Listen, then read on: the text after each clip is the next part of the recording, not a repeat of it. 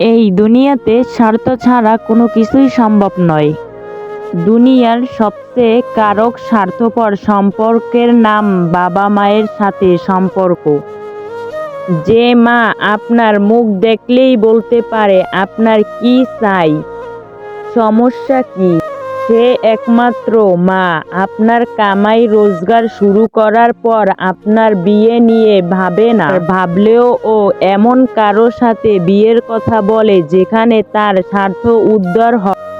ছেলে যে রাতে ঘুমায় না, রাত ঠিক মতন কাটে না, মেয়ের যে বাড়ছে, একা একা একাদায়িত্বর মাঝে হতাশা চলে যাচ্ছে, এগুলোতে কোনো মাথা ব্যথা নেই। কিন্তু সেই একাই ব্যক্তির আপনের সকাল করলে কি সমস্যা, ডাক্তার লাগবে কি না, এসবে অস্থির কি নির্ধারণ একটা বিষয়। এই বিষয়টা অনেকেই বোঝে না। হ্যাঁ, এটাই বাবা মা।